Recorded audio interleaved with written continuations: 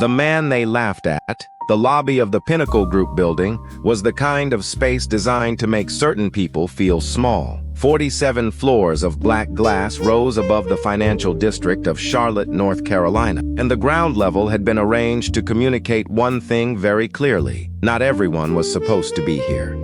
It was 8:43 in the morning on a Tuesday in early March, and the marble floor caught the overhead light the way only very expensive marble does. The receptionist at the front desk had already checked her badge twice for no reason at all. The kind of nervous energy that comes from a high-stakes morning. There were 58 candidates in that lobby. Every one of them had arrived the way men arrive when they believe the outcome is already decided in their favor. Former special operations veterans, retired federal agents, professional security contractors who wore their experience the way other men wear cufflinks. Visible, deliberate, arranged to be noticed. Then the revolving door turned. Marcus Stone walked in. He was 6'4" and 248 pounds, with the kind of physical presence that does not announce itself but simply fills whatever room it enters. He wore dark slacks, a charcoal button-down that had been ironed but not recently, and boots that had seen actual ground. His head was shaved close. There was a scar along his left jawline, the thin white line of something that had happened a long time ago and been completely forgotten by the man who carried it. Beside him, holding his right hand with both of hers, was Simone. She was 8 years old. She wore a yellow jacket and had a small backpack shaped like a bear. She was looking at the lobby ceiling with the focused appreciation of a person encountering architecture for the first time and finding it worth the effort. "Dad," she said, "that light fixture has 47 pieces. How do you know?" "I counted them on the way in." He looked down at her, something in his face that was not quite a smile but was close to one. "Good eyes," he said. The laughter started at the third row of chairs. It was not loud. It was the kind of laughter that is designed to carry just far enough, the kind that gives the person doing it enough distance to deny intent. A low murmur, a turned head, a man in a tactical vest, leaning toward the man beside him and saying something that produced a short, contemptuous sound. Derek Holt crossed the lobby before the reception clerk could open her mouth. He was the chief of security operations for Pinnacle Group, 41 years old, broad through the chest, with the posture of a man who had spent 2 decades being the most dangerous person in every room and had stopped questioning whether that was still true. He wore his authority the way some men wear cologne, heavily, and with the assumption that others would find it pleasant. He stopped 4 feet in front of Marcus, not 3, 4. He was establishing geometry. The particular geometry of a man who wants to remind you of his size without technically doing anything. "This is a professional security assessment," Derek said. His voice was the measured, unhurried voice of a man who had rehearsed this moment or something very close to it. Not a family event. Marcus looked at him. He did not look at the room. He did not look at the people who were still performing amusement in the chairs behind them. He looked at Derek with the level, undecorated attention of a man reading a sign. "I have an appointment at 9, Marcus said. "The name is Stone, Marcus Stone." Derek's jaw moved slightly. The name recognition was immediate, and he covered it the way a card player covers a tell, by adding motion to his face that was not actually expression. He turned back toward the registration desk without answering. Simone was already being guided by a young staff member toward a side room that had been set up with coloring supplies and a low table and a television playing something animated. She went willingly. At the door, she turned back to her father. "Yeah, don't lose." She did not say it the way children say dramatic things in movies. She said it the way you remind someone to grab their keys. A fact stated for the record. Then she went inside. Marcus walked into the main assessment hall. The first round was a judgment test. Each candidate was brought to a standing desk with one evaluator and given a series of situational questions, 4 minutes each. The other candidates arrived with portfolios, printed service records, laminated credentials from firms whose names were supposed to mean something. One man had a photograph of himself with a sitting senator, framed. He brought the frame. When Marcus came to the desk, his hands were empty. The evaluator looked up. Documentation. Marcus reached into the inside pocket of his jacket and placed a single white card on the desk. It had one phone number on it and 6 words printed in small, clean type. Ask what you need to know. The evaluator looked at the card. She looked at Marcus. That's it? That's it, Marcus said. Derek Voss, standing near the door with his arms folded, made a sound through his nose. The theatrical patience of a man who has already decided what he is watching but needs to perform due diligence before ending it. Second portion was a threat assessment drill. Each candidate watched 93 seconds of security footage from a simulated event, a hotel ballroom, multiple subjects, a principal figure in the foreground, and then had 30 seconds to name the threat vectors and propose a response. The candidate before Marcus identified 3 points. It was good. The room gave him a quiet nod of approval. Marcus watched the footage with his hands at his sides. He stood the way he always stood, not relaxed, not rigid, but in that particular state of readiness that does not look like readiness because it has become so habitual as to be invisible. When it ended, he said, 5 marked positions, 3 unmarked. The man near the east pillar is not a guest. He has positioned himself 11 feet from the principal's direct exit path, and his right hand has not moved from his jacket pocket in 61 seconds. The woman near the bar is part of the same team. She is watching him, not the room. Silence. Lucky red, Derek said from the doorway. Marcus did not respond. He walked back to his seat and sat down. On the 14th floor of the Pinnacle building, in an office with a window that gave Charlotte back in clean, ordered sections, Nathaniel Briggs was watching the assessment feed on a monitor mounted above his desk. Briggs was 53. He ran Pinnacle Group with the focused, unsentimental efficiency of a man who had built something from nothing and still knew exactly which decisions had cost him the most. He had been watching the feed for 40 minutes. He had a notepad on his knee that he had not written on. His assistant, Ryan Cole, stood near the door. He brought his daughter, Ryan said.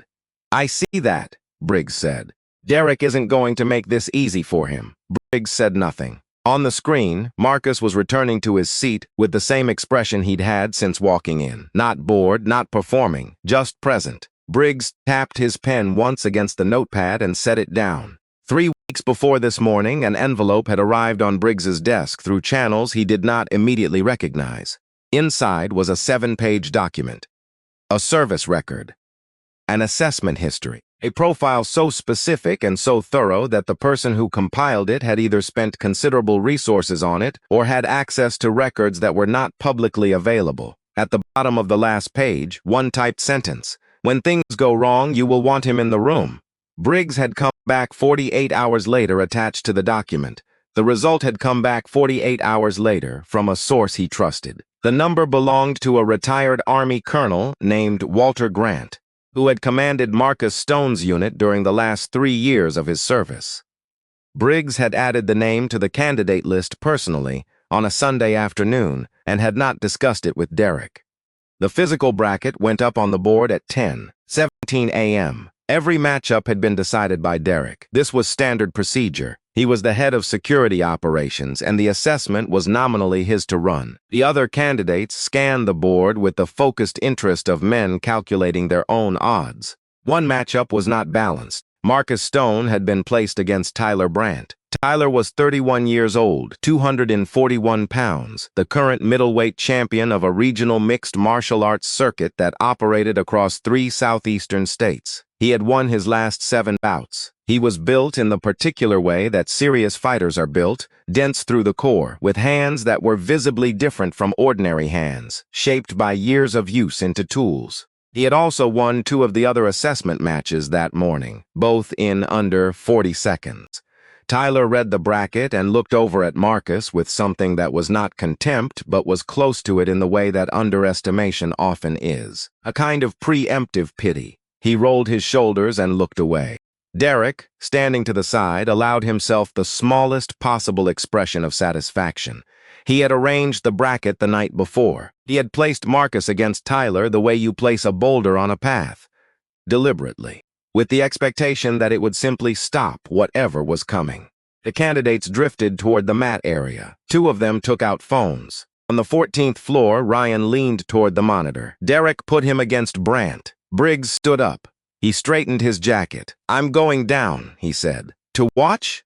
"The monitor is too small," Briggs said, and walked out. He arrived at the edge of the training floor without announcement. The moment he appeared, the energy in the room shifted the way energy all shifted when Nathaniel Briggs entered a space. Derek moved toward him immediately with the particular urgency of a man trying to manage a situation before it manages him. "Mr. Briggs, there's no need."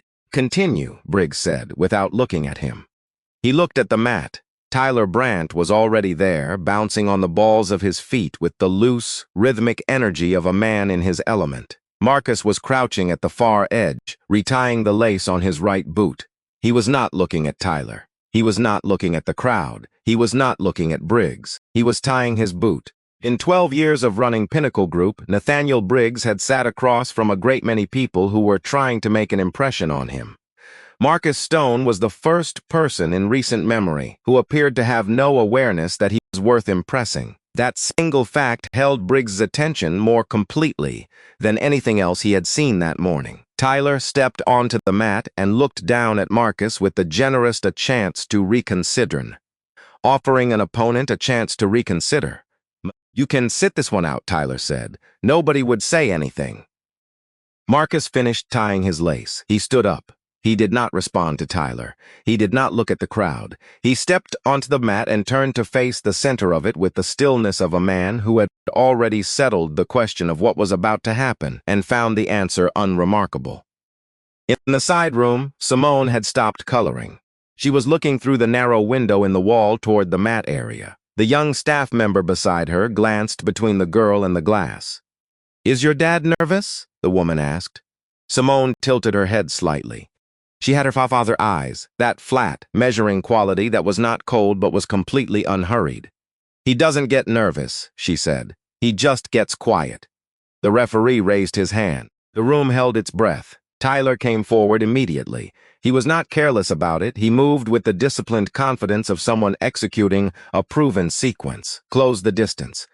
Establish control. Use the weight advantage. He had done it 7 times in the last 6 weeks. He applied it now without modification, because nothing in the available information suggested modification was required.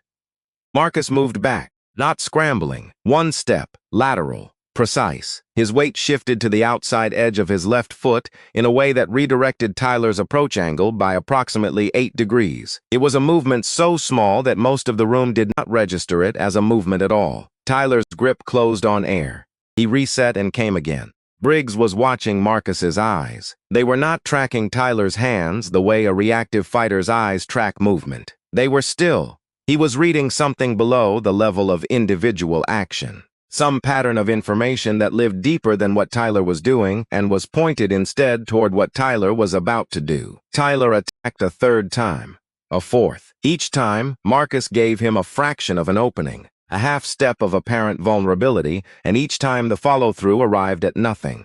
At the 19th second, something changed in Marcus's face, a minor contraction near the eyes, barely perceptible. He had seen what he needed to see. He had spent 18 seconds not fighting Tyler Brandt. He had spent 18 seconds learning him. At the 20th second, Marcus stepped in instead of back. What followed happened in the space of 7 seconds, and no one in the room tracked it cleanly. One hand controlled Tyler's elbow at the joint. The other made a small, exact adjustment to his center of gravity. Not a throw in the traditional sense. A redirection so precise that Tyler's own momentum became the mechanism of his descent. The technique was not from any competitive discipline that anyone in that room could name. It was something older and more efficient than competition. Tyler Brandt hit the mat face down. He did not move. Total time, 27 seconds. No one spoke. Marcus stepped back, released his hold, stood upright. His breathing had not changed. He turned his hands over briefly. A mechanical check. Nothing more. Then he stepped off the mat. Derek Holt was holding a clipboard. He did not seem to notice it had slipped from his hand until it made a flat sound against the floor.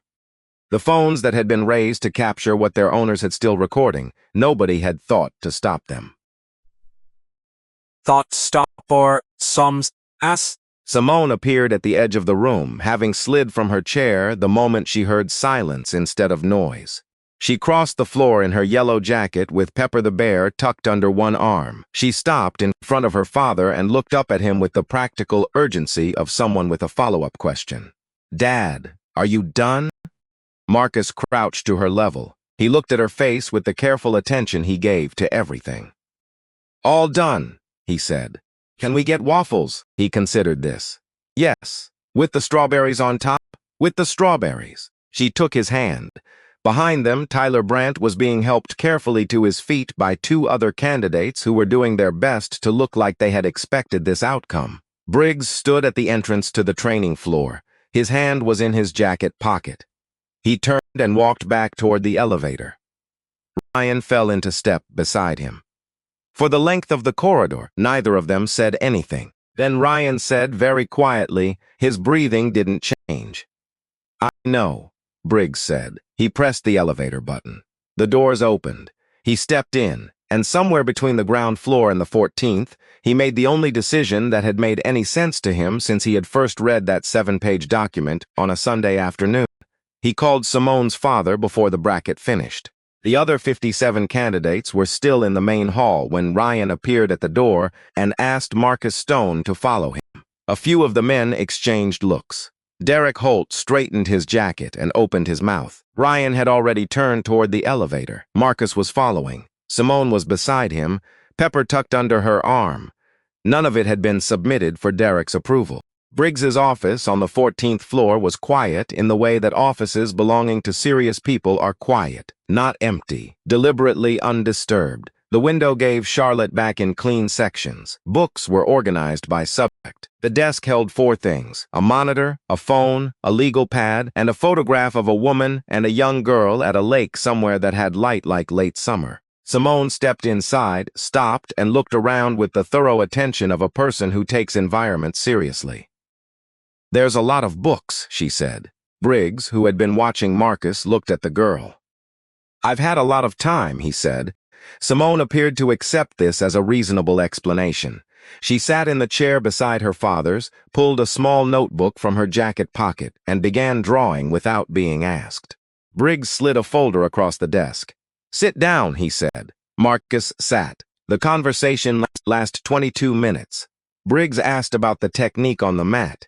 Marcus said it came from specific training in a specific operational context and did not elaborate. Briggs asked about the service record. Marcus said it was in the folder Briggs had clearly already reviewed. Briggs asked who had sent the 7-page document. Marcus looked at the folder. Something moved behind his eyes. A recognition followed by a deliberate settling. "I have a guess," Marcus said, "but it's not my story to tell."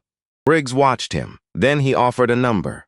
Marcus looked at the ceiling for a moment. "That works," he said. Briggs signed the contract. Downstairs, Derek Holt received a message on his phone. He stood in the corridor outside the assessment room and stared at the screen for a long moment.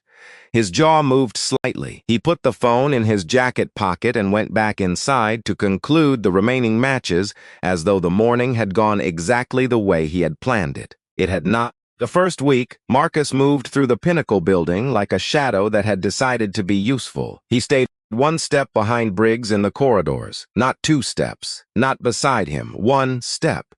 It was the positioning of a man who had done this before, in environments where the wrong distance by 6 inches was the difference between a principal who walked away and one who did not. Briggs noticed it on the nothing to say, said nothing because there was nothing to say.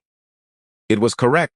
He noticed other things. Marcus knew which conference rooms held tension before the meetings revealed it. He read a space in the half-second pause at the threshold, eyes moving once across the exits, the blind angles, the weight distribution of the people already seated. He knew when someone in a room was carrying something they had not brought into the agenda. In 8 years of running Pinnacle Group, Briggs had employed 3 different security leads. He had spent the entirety of that time finding ways to move around them, getting ahead of them, making himself harder to protect because the protection always felt like a fence.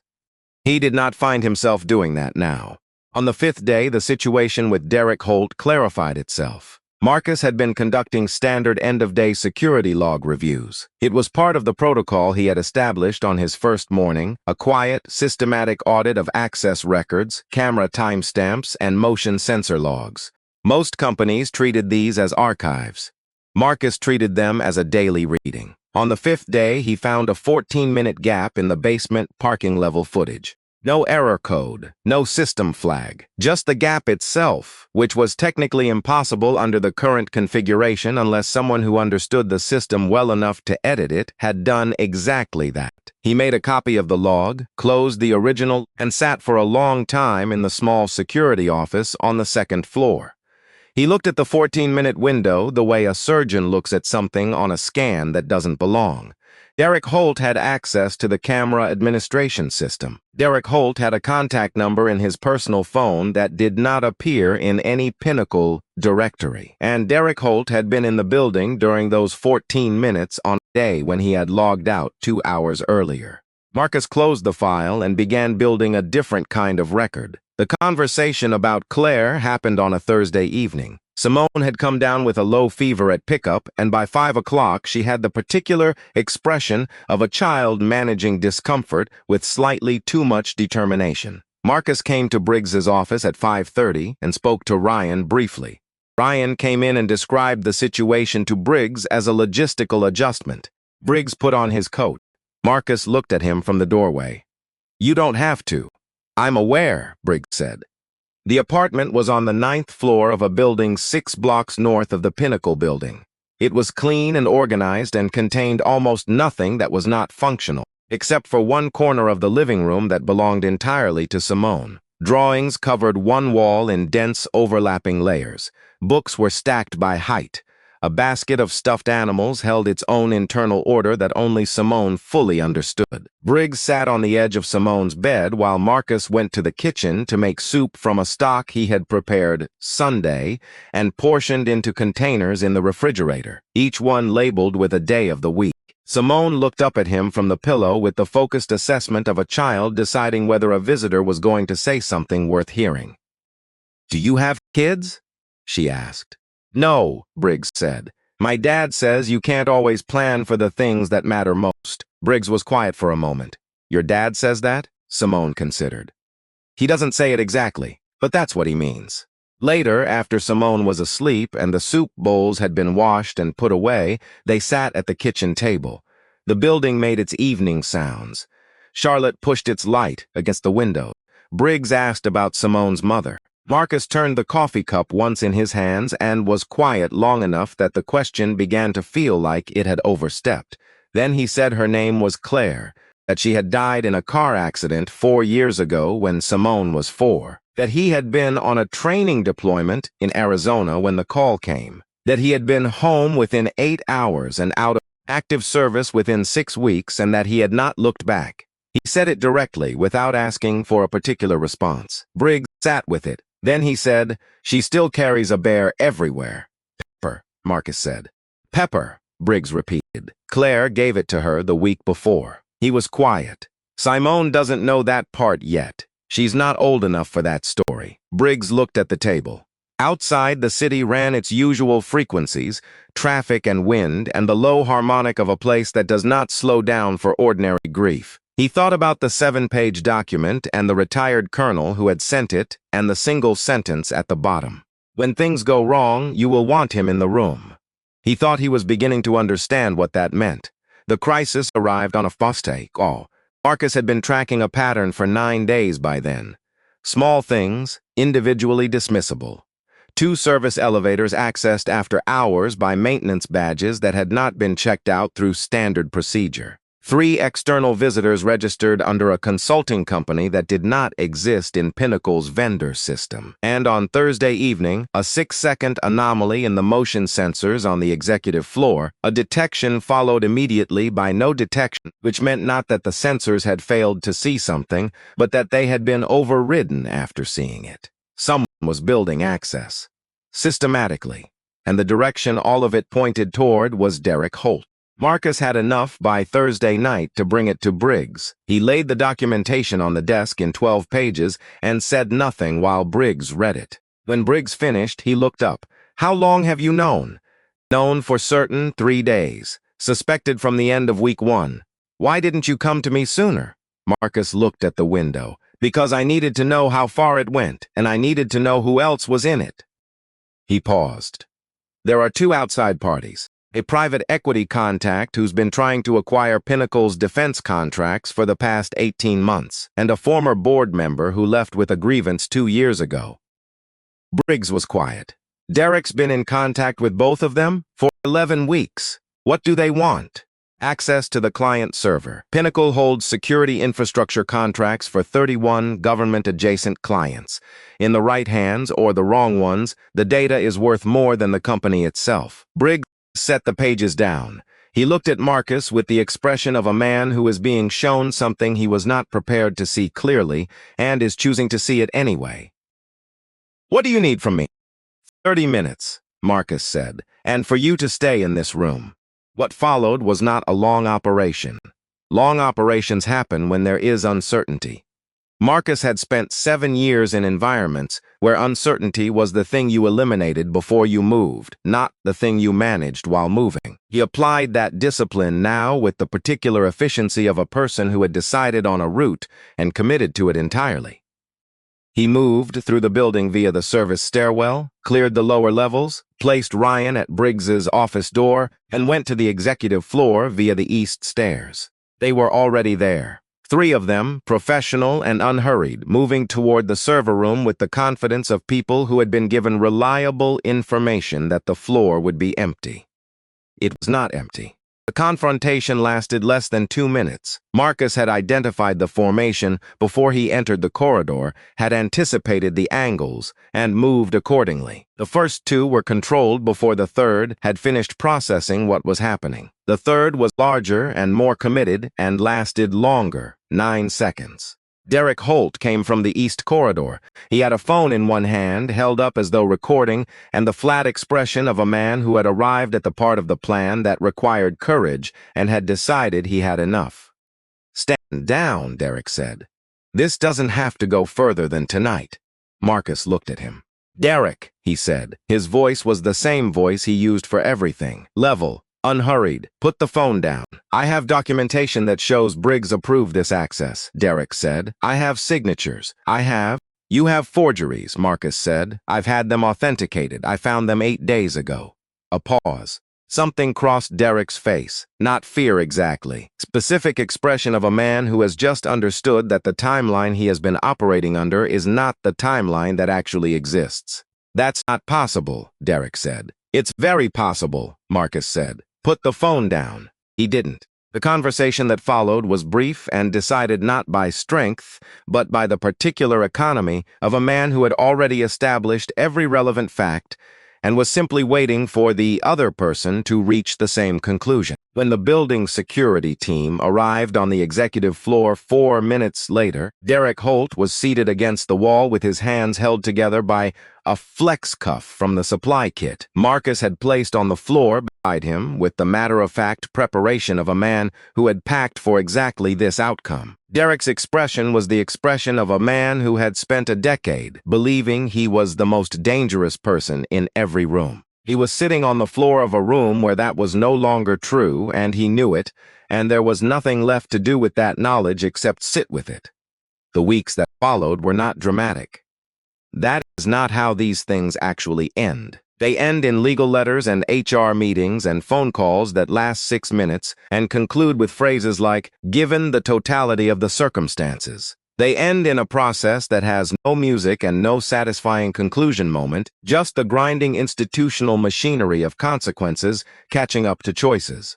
Derek Holt was terminated within 48 hours. The 2 outside parties were named in a federal fraud investigation that began 8 days later. The former board member, who had assumed his involvement was sufficiently insulated by layers of intermediaries, found that those layers were, in fact, quite thin when examined by people who are paid to examine them. Derek's attorney reached out to Pinnacle's legal team on the 9th day. Derek wanted to explain. He had reasons. He had context. He wanted it known that he had genuinely believed the access he was providing was authorized, that he had been misled, that the situation was not what it appeared.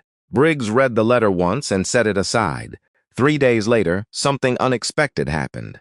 Derek requested a meeting with Marcus, not through lawyers, not through intermediaries. A direct message through Ryan asking if Marcus would be willing to speak with him for 15 minutes, in person, off the record. Marcus agreed. They met in the lobby of a diner on Moorhead Street on a Wednesday morning. Derek was not wearing a jacket. He looked like a man who had been sleeping poorly, which he had been. He sat down across from Marcus and did not speak for a long moment. Then he said, "I thought you were a joke." "I know," Marcus said. "I put you against Brant because I wanted you gone before you started." Derek looked at his coffee cup. "I had a picture in my head of what a man who does this work looks like. You didn't fit it. I decided that meant you didn't belong." Marcus said nothing. "I've done that my whole career," Derek said. "Decided who belongs and who doesn't based on how they look when they walk in the door." He paused. "It worked for a long time. Nobody corrected me because nobody could. Until someone could," Marcus said. Derek nodded, a short, flat movement, the nod of a man accepting a verdict. "I'm not asking for anything," he said. "I just needed you to know that I understand what I did wrong, not just the criminal part, the other part." Marcus looked at him for a long moment.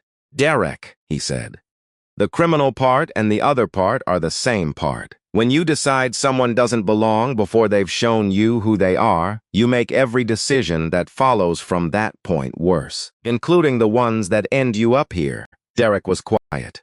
"I had a daughter who counted 47 light fixtures in your lobby in the time it took you to cross the floor and decide I was a problem," Marcus said. "She did that because nobody had told her yet that she was supposed to be impressed by the room instead of curious about it." He paused. "I'd like to keep it that way as long as possible." Derek looked up. "She sounds like something," he said. "She is," Marcus said. 6 months later, Pinnacle Group announced a new internal initiative called the Open Floor Program, a structured reassessment of hiring and advancement practices within its security division. The announcement was 3 paragraphs long and used language that was precise without being showy. It had been drafted in part based on a proposal Marcus had submitted to Briggs on a Tuesday afternoon in April, written on 1 page, in the same direct, undecorated way he did most things. The lobby of the Pinnacle building still had 47 pieces in its light fixture. Simone still counted them every time she came in, because it was still true, and true things are worth confirming. On a Saturday morning in September, Marcus was in the kitchen of the apartment on the 9th floor making waffles. The strawberries were already sliced in a bowl by the stove. Simone was at the table, her notebook open, drawing something that appeared to be a building with a very large light fixture and 2 figures standing in front of it, one tall and one small. Nathaniel Briggs had called that morning with a question about a site assessment the following week. The call lasted 4 minutes. Before he hung up, Briggs said, as an afterthought, that his sister had been asking about the open floor program and whether it would expand to other divisions. "Tell her yes," Marcus said. "I will," Briggs said. He paused. "How's Simone?" Marcus looked at his daughter. She had her tongue between her teeth the way she did when she was working on a detail that required precision. "She's good," he said. It was, as it always was, the most important sentence he said on any given day. The waffle iron beeped. He lifted the lid. The steam rose and the kitchen smelled the way a Saturday morning is supposed to smell, like something that belongs entirely to the people in it. Simone looked up from her notebook. "Dad." "Yeah, I added something to the drawing." "What'd you add?" She turned the notebook around. In front of the building, beneath the light fixture with its 47 pieces, she had drawn a tree. It had green leaves and what appeared to be fruit, and the sky above it was the particular yellow she always used when she meant something specific by the color. Marcus looked at it for a long time. Then he set a plate of waffles on the table in front of her, with the strawberries arranged on top the way she liked them, and he sat down across from her in the chair that was his chair on Saturday mornings. And he was, in that moment, exactly where he had decided a long time ago that everything important would always happen. At the table. With his daughter. With nowhere else to be. If this story made you feel something, maybe it reminded you of someone you know, or someone you are, share it with one person who needs to hear it. And if you've been the person in that room who everyone underestimated, leave a comment below. Tell us what it felt like. Tell us how it ended. This channel exists because of those stories. Subscribe if you want to hear more of them. This story is a work of fiction created for entertainment and reflection. All characters, names, institutions, and events are fictional or used fictitiously. Any resemblance to real persons or events is coincidental. This story is not intended to represent any real individual or organization.